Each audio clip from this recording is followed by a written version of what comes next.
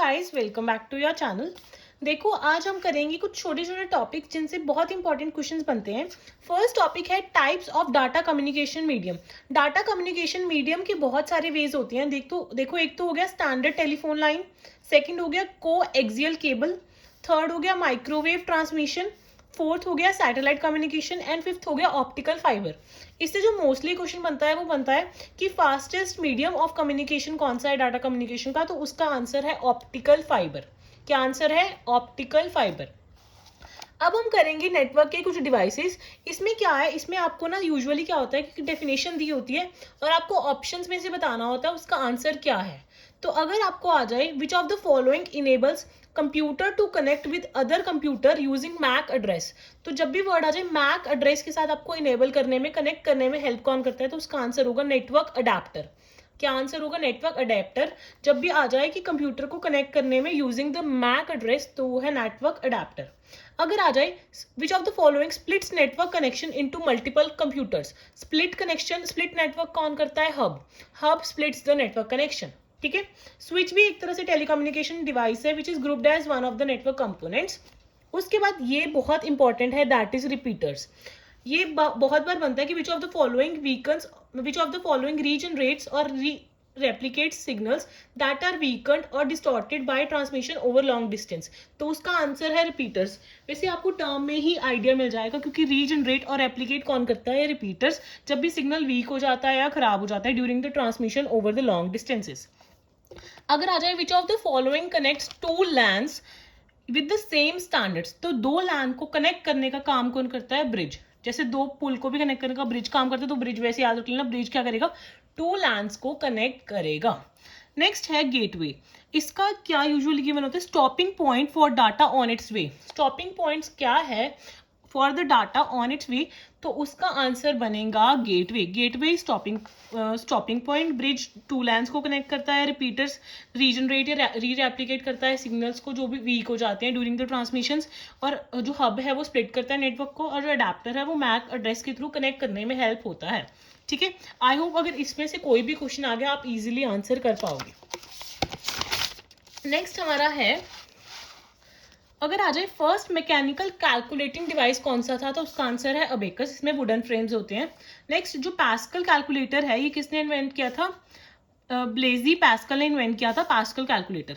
और जो analytical engine है, ये किसने इन्वेंट किया था? चार्ल्स बेबेज ने। और अगर डिफरेंस इंजन आ जाए तो वो भी चार्ल्स बेबेज ने ही इन्वेंट किया था। आप कुछ कर रहे हैं कुछ इंपॉर्टेंट टर्म्स जो कि नेटवर्क के साथ रिलेटेड है।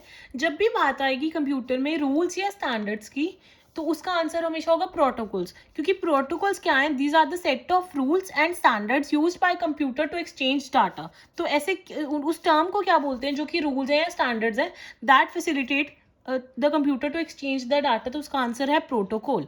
ठीक है। नोड्स का भी बहुत बार क्वेश्चन पूछा जाता है। नोड क्या है? कनेक्टिंग पॉइंट है। नोड्स क्या है? कनेक्टिंग पॉइंट्स हैं where either data transmission ends और रीडिस्ट्रीब्यूशन ऑफ डाटा स्टार्ट्स। तो नोड्स की डेफिनेशन याद रखना। डेफिनेशन क्यों याद रखनी पड़ती है? क्योंकि ये डालते हैं which of the following connect points where either data transmission ends और रीडिस्ट्रीब्यूशन ऑफ डाटा स्टार्ट्स, तो उसका आंसर है नोड्स। टीसीपी और आईपी की हमें फुल फॉर्म पता होनी चाहिए। TCP is transmission control protocol और IP is internet protocol. FTP क्या है? File transfer protocol. आईएसपी की फुल फॉर्म है इंटरनेट सर्विस प्रोवाइडर्स और एनएसपी की फुल फॉर्म है नेटवर्क सर्विस प्रोवाइडर्स। एचटीटीपी की फुल फॉर्म है hyper text transfer protocol. WAP की फुल फॉर्म है वायरलेस एप्लीकेशन प्रोटोकॉल। और this is one of the repeated questions कि ऐसा कौन सा वर्ड या इमेज है etcetera when you click to jump a new document और सेक्शन, तो जब भी आप हाइपर लिंक पे क्लिक करते हो वो in the form of image भी हो सकता है, वर्ड भी हो सकता है, तो आप ऑटोमेटिकली जंप हो जाते हो कोई न्यू डॉक्यूमेंट या न्यू सेक्शन पर। नेक्स्ट क्वेश्चन जो इंपॉर्टेंट है वो है, ऐसी कौन सी स्टैंडर्डाइज नेमिंग है या कन्वेंशन है for addressing documents accessible over internet और इंट्रानेट। तो अगर हम किसी को नेमिंग देते हैं, जो नेमिंग कन्वेंशन है एड्रेस के लिए, उसको हम क्या बोलते हैं? यूआरएल। और यूआरएल की फुल फॉर्म सभी को ऑब्वियसली पता ही होगी, यूनिफॉर्म रिसोर्स लोकेटर। आज हम करेंगे, वीडियो थोड़ी सी लंबी हो सकती है मे बी, तो इसमें हम करेंगे फाइल एक्सटेंशंस। फाइल एक्सटेंशंस हमें सारे लर्न होने चाहिए, जो मोस्ट इंपॉर्टेंट वाले हैं वो आज हम कर रहे हैं। देखो, डॉक डॉक मतलब डॉक्यूमेंट। डॉक्यूमेंट कौन सी? माइक्रोसॉफ्ट वर्ड वाली डॉक्यूमेंट। डॉट पीपीटी, पीपीटी किसके लिए है? Power point presentation.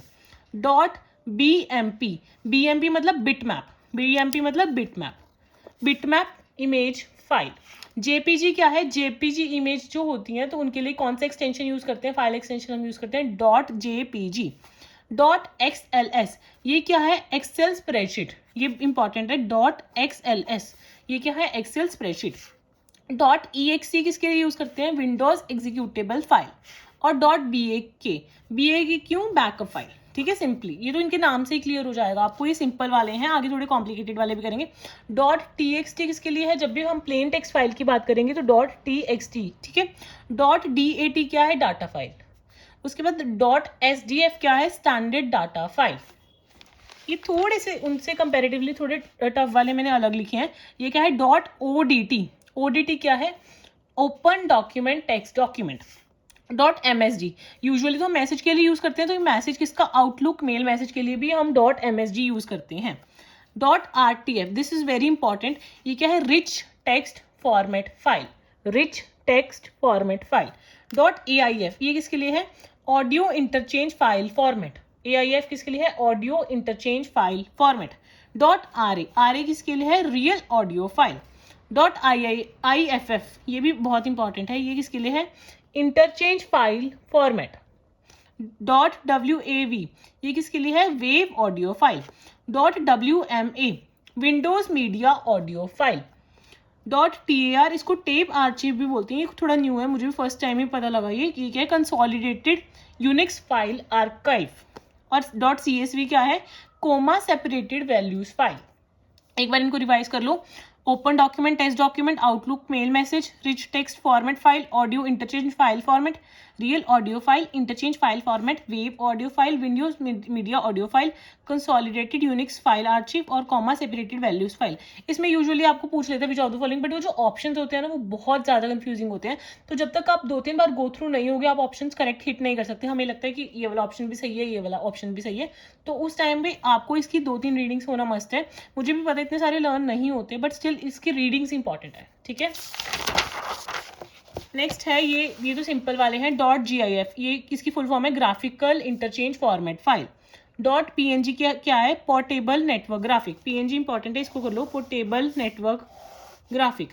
.pds ये क्या है? Adobe Photoshop. PDS से ही क्लियर हो रहा है, फोटोशॉप के लिए, फोटोशॉप डॉक्यूमेंट, ठीक है। .sql क्या है? Structured query language data file.